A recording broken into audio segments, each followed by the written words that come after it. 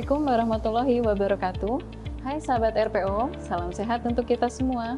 Selamat datang di video e-learning registrasi pangan olahan yang akan mengupas tuntas seluk-beluk registrasi pangan olahan. Jangan sampai ketinggalan, yuk kita simak videonya. Perkenalkan, saya Anissa Ilhami Irgananda dari Direktorat Registrasi Pangan Olahan yang akan menemani sahabat RPO semua untuk memahami tentang label pangan olahan. Di video e-learning sebelumnya, kita telah menyimak tentang seluruh persyaratan registrasi pangan olahan untuk memperoleh izin edar. Evaluasi tidak hanya dilakukan terhadap pemenuhan persyaratan dan kelengkapan dokumen, tetapi evaluasi juga dilakukan terhadap rancangan label yang diajukan, yang nantinya akan menjadi bagian dari izin edar, berupa label yang disetujui. Berikut penjelasan mengenai label pangan olahan yang benar, informatif, dan sesuai ketentuan.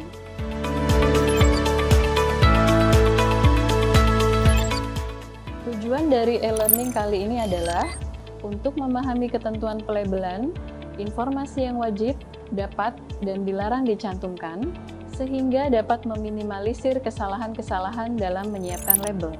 Berikut adalah dasar hukum yang menjadi acuan dalam mengevaluasi label pangan olahan.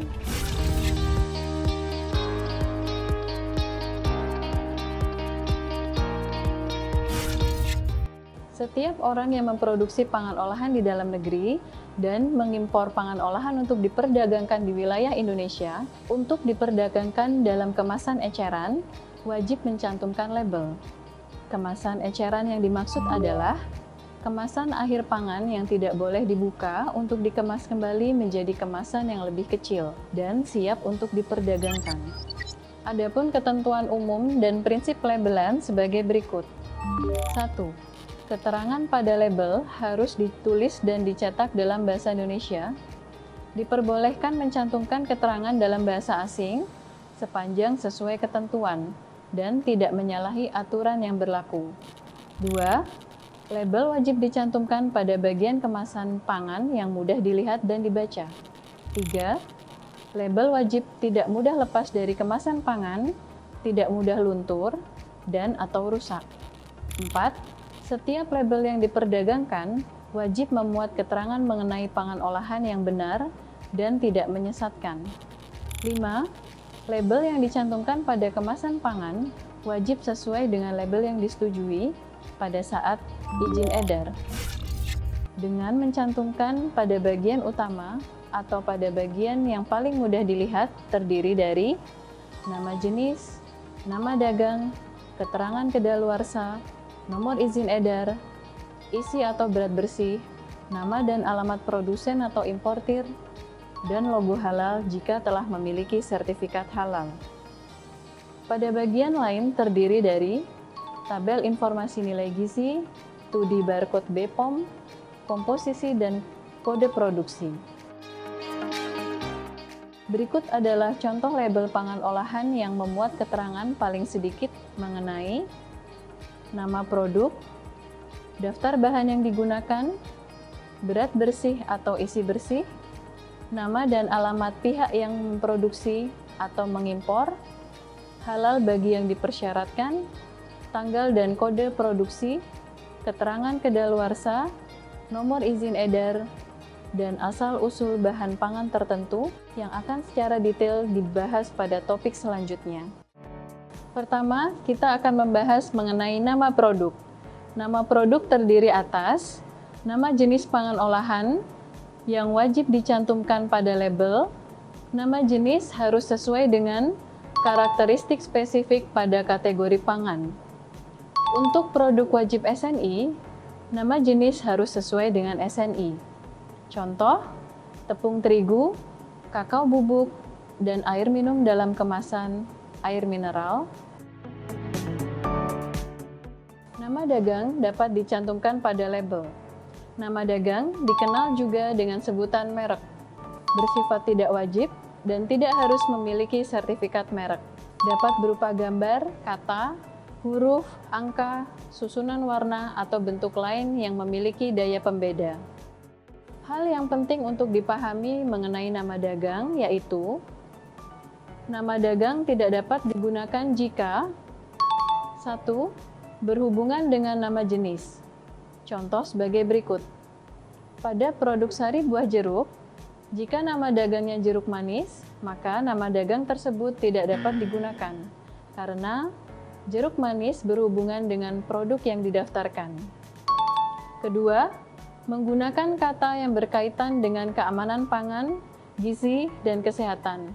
Contoh, pada produk minuman serbuk rasa stroberi, jika nama dagangnya healthy drink tidak dapat digunakan, karena dapat menimbulkan persepsi menyehatkan. Baik pencantuman healthy spasi drink maupun healthy drink tanpa spasi. Keduanya tidak diperbolehkan. 3.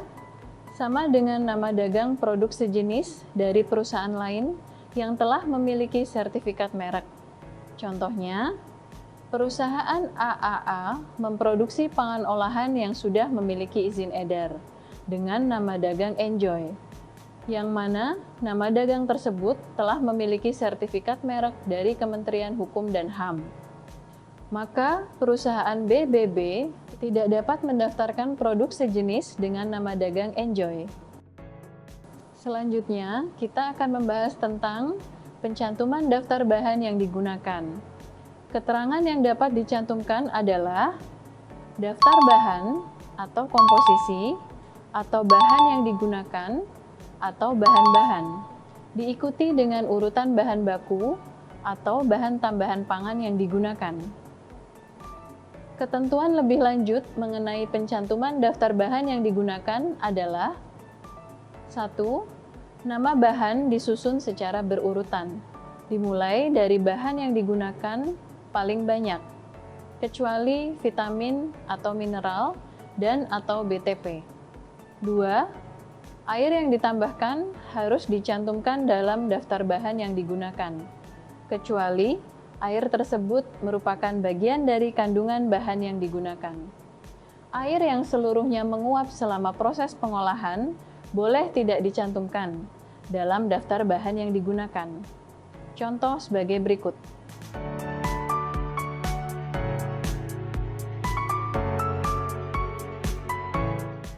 Tiga, pangan olahan yang ditambahkan alkohol wajib mencantumkan kadar alkohol di bagian yang paling mudah dilihat dan dibaca. 4. Pangan olahan yang mengandung alkohol ikutan, kadar alkohol dicantumkan setelah bahan yang mengandung alkohol. Keterangan alkohol boleh tidak dicantumkan jika terdapat hasil analisa tidak terdeteksi alkohol di produk akhir. Selanjutnya juga perlu diperhatikan tentang pencantuman bahan tambahan pangan atau BTP pada daftar bahan yang digunakan, yaitu 1. Mencantumkan nama golongan BTP yang menunjukkan fungsinya seperti pengawet, antioksidan, pengemulsi, penstabil, penguat rasa, dan lain-lain. 2. Mencantumkan nama jenis BTP khusus untuk BTP antioksidan, pemanis alami atau buatan, pengawet, pewarna alami atau sintetik, dan penguat rasa. 3.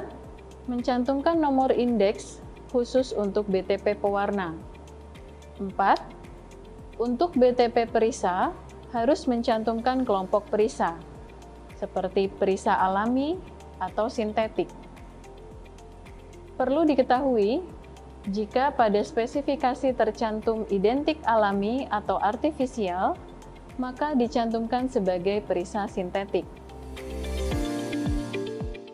BTP ikutan atau BTP carryover wajib dicantumkan setelah bahan yang mengandung BTP, khusus untuk BTP antioksidan, pemanis alami atau buatan, pengawet, pewarna alami atau sintetik, dan penguat rasa. Contoh sebagai berikut. Perlu diingat, bahan yang merupakan gabungan dari beberapa BTP sebagai bahan penyusunnya dicantumkan masing-masing sesuai golongan atau jenis BTP-nya. Dan yang seperti ini bukan BTP carryover. Contohnya, jika pada produk biskuit terdapat spesifikasi bahan pengembang yang di dalamnya terdapat 3 BTP sebagai bahan penyusunnya, seperti natrium hidrogen karbonat, dinatrium difosfat, dan amonium hidrogen karbonat, maka pencantumannya sebagai berikut. Bicara tentang pencantuman BTP, erat kaitannya dengan keinginan pelaku usaha untuk menginformasikan kepada konsumen bahwa produk tersebut tidak menggunakan BTP tertentu. Ingat, pencantuman keterangan tanpa BTP tertentu diperbolehkan asalkan sesuai ketentuan, yaitu 1. Dicantumkan setelah daftar bahan yang digunakan. 2. Ukuran huruf dan jenis font sama dengan tulisan komposisi atau daftar bahan yang digunakan. Boleh kapital, boleh bold jika tulisan pada komposisi atau daftar bahan di bold.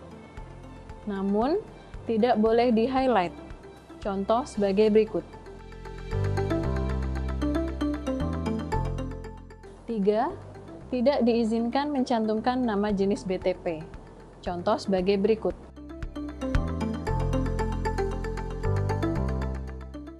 4. Tidak diizinkan untuk jenis BTP yang beririsan fungsi dengan zat gizi. 5. Hanya diizinkan untuk antioksidan, pewarna sintetik, pemanis buatan, penguat rasa, dan pengawet. Masih terkait pencantuman daftar bahan yang digunakan, hal yang penting untuk diperhatikan adalah pencantuman jumlah bahan baku atau yang biasa disebut dengan QID, Quantitative Ingredients Declaration, yang merupakan pernyataan dari produsen tentang jumlah bahan baku yang digunakan dalam pembuatan pangan olahan yang dicantumkan pada label. Kewajiban pencantuman jumlah bahan baku adalah 1. Pangan olahan yang mengandung bahan baku, baik dengan jumlah terbanyak maupun tidak, namun memberikan identitas pada pangan olahan, yaitu bahan yang penting untuk membedakan pangan olahan tersebut dengan pangan olahan sejenis dengan nama dan penampakan yang serupa. Misalnya, membandingkan sari buah dengan minuman sari buah. 2. Bahan baku ditekankan pada pelabelan, baik dalam bentuk kata-kata atau gambar atau grafik. 3. Bahan baku merupakan nama jenis pangan atau disebut dalam nama jenis pangan.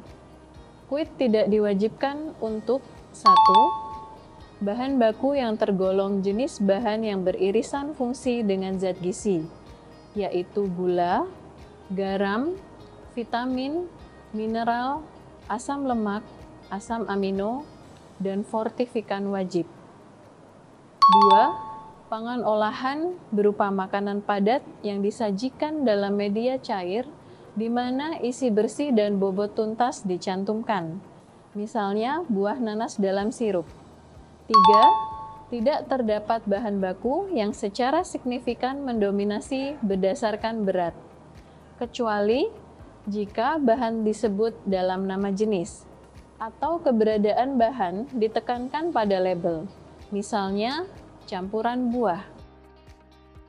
Mari kita perhatikan beberapa contoh pencantuman QID berikut ini.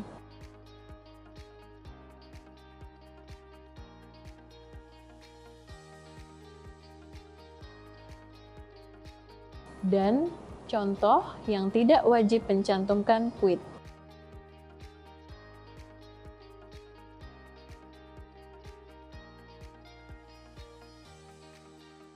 Selain pencantuman QID pada bagian komposisi, juga terdapat penandaan dan pencantuman keterangan alergen yang masih berkaitan dengan daftar bahan yang digunakan.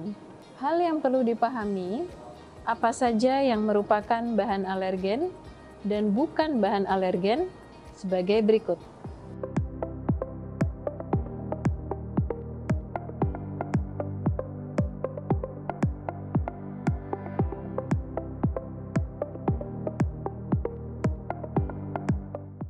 Berikut ketentuan penandaan dan pencantuman keterangan alergen.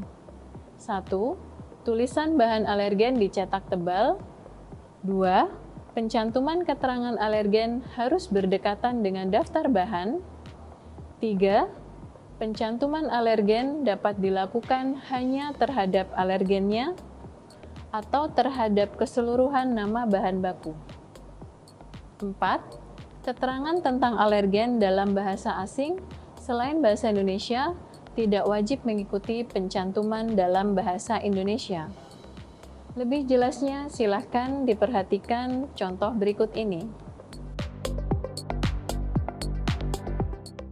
Bahan alergen yang merupakan carryover dari bahan lainnya, maka ketentuan pencantumannya adalah jika bahan alergen merupakan carryover dari bahan baku, maka pada daftar bahan yang ditebalkan adalah bahan alergennya. Contoh sebagai berikut. Jika terdapat beberapa alergen yang sama dalam satu pangan olahan, maka pencantuman alergen dilakukan sekurang-kurangnya pada salah satu alergen.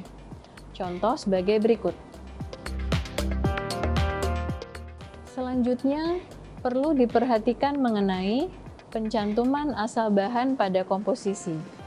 Asal-usul bahan pangan tertentu merupakan bahan yang bersumber atau mengandung atau berasal dari hewan atau tanaman, baik dalam bentuk tunggal atau campuran, atau produk olahan atau produk turunannya yang terkait dengan status kehalalan produk.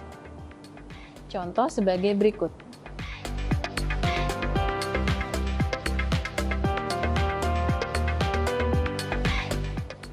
Keterangan tentang asal-usul bahan pangan tertentu harus dicantumkan pada daftar bahan, berupa nama bahan diikuti dengan asal bahan.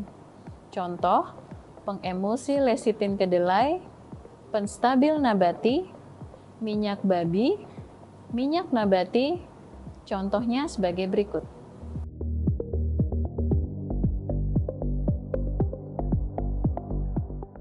Dari bagian daftar bahan yang digunakan, sering kita temukan pada label pangan olahan yang mencantumkan keterangan asal dan sifat pangan, seperti alami, murni, 100%, segar, dari, dengan, dan asli. Masing-masing kata tersebut memiliki ketentuan pencantuman sebagai berikut. 1. Dapat mencantumkan kata alami jika tidak dicampur dan tidak diproses atau diproses secara fisika tetapi tidak merubah sifat dan kandungannya. 2. Dapat mencantumkan kata murni atau 100% jika tidak ditambahkan atau dicampur dengan bahan lain, misalnya air minum dalam kemasan. 3. Dapat dicantumkan kata segar jika tidak untuk pangan yang terbuat dari pangan olahan antara atau pangan olahan lainnya. 4. Pencantuman dari titik-titik diikuti nama bahan diperbolehkan jika bahan yang dicantumkan tersebut berjumlah 50% penggunaannya pada komposisi. 5. Pencantuman dengan titik-titik diikuti nama bahan diperbolehkan jika bahan yang dicantumkan tersebut merupakan salah satu bahan yang digunakan pada komposisi. 6. Dapat mencantumkan kata asli jika tidak dicampur dengan bahan yang dapat mengaburkan keasliannya, seperti penggunaan perisang. Keterangan lainnya adalah keterangan pembeda mutu pangan. 1. Merupakan istilah yang menunjukkan perbedaan suatu jenis pangan olahan antara lain spesial, premium, gold, platinum, extra, plus, advance, atau kata lain yang semakna. 2. Istilah-istilah tersebut dapat dicantumkan jika terdapat perbedaan yang jelas terkait mutu dan atau gizi dengan pangan olahan sejenis. Terdapat perbedaan kandungan gizi, harus memenuhi ketentuan yang berlaku. Pangan sejenis yang dimaksud adalah pangan olahan yang diproduksi oleh perusahaan yang sama, dengan nama jenis yang sama, dan telah memiliki izin edar. Pencantumannya disertai dengan tanda asterik, dan penjelasan tanda tersebut dicantumkan pada bagian utama label. Selanjutnya, mari kita perhatikan pencantuman keterangan kedaluarsa dan petunjuk penyimpanan. 1. Jika tanggal kedaluarsa sangat dipengaruhi oleh cara penyimpanan, maka cara penyimpanan harus dicantumkan berdekatan dengan keterangan kedaluarsa. Seperti contoh,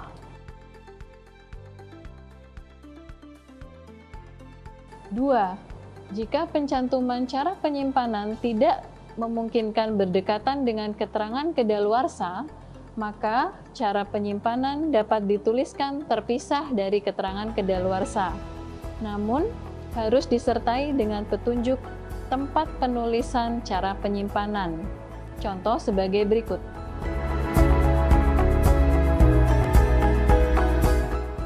Dalam menyiapkan rancangan label, juga perlu diperhatikan peringatan-peringatan yang berkaitan dengan produk yang didaftarkan. 1. Untuk produk yang mengandung bahan yang bersumber dari babi, harus mencantumkan peringatan sebagai berikut.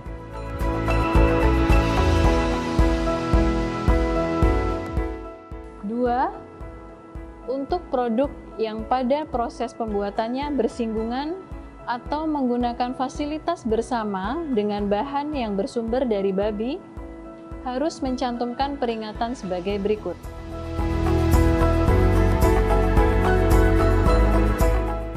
3. Untuk produk susu, mencakup susu bubuk, susu UHT, susu pasteurisasi, dan susu steril, harus mencantumkan peringatan sebagai berikut.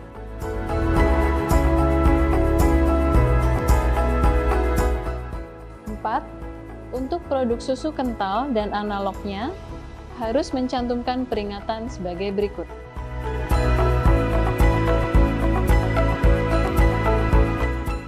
5. Untuk pangan olahan yang mengandung BTP pemanis, harus mencantumkan peringatan sebagai berikut.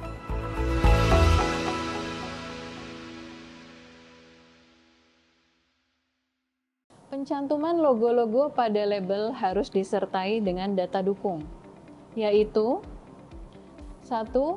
Logo organik harus disertai dengan sertifikat organik dari lembaga yang berwenang.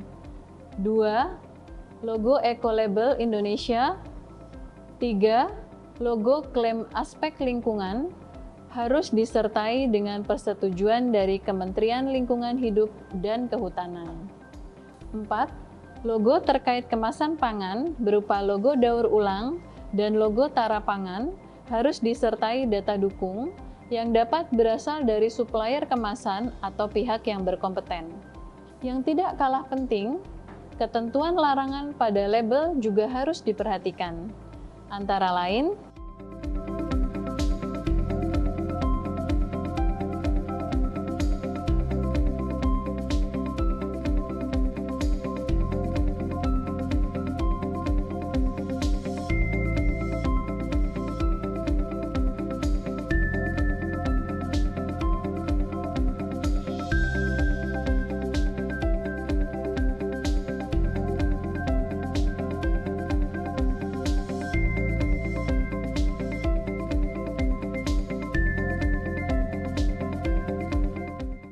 selengkapnya dapat disimak pada pedoman implementasi label pangan olahan dan e-book label pangan olahan yang dapat diakses pada subsite registrasipangan.pom.go.id. Untuk semakin melengkapi pemahaman mengenai label, mari kita tonton video selanjutnya mengenai pencantuman informasi nilai gizi pada label. Sahabat RPO, demikian penjelasan materi label pangan olahan. Semoga bermanfaat bagi kita semua. Perlu dipahami bahwa dengan mencantumkan informasi yang tepat, informatif, dan sesuai ketentuan pada label pangan olahan, juga turut mendukung masyarakat cerdas dalam memilih pangan olahan yang bermutu, bergizi, dan aman untuk dikonsumsi. Sekian, wassalamualaikum warahmatullahi wabarakatuh. Salam sehat selalu dan selamat beraktivitas kembali.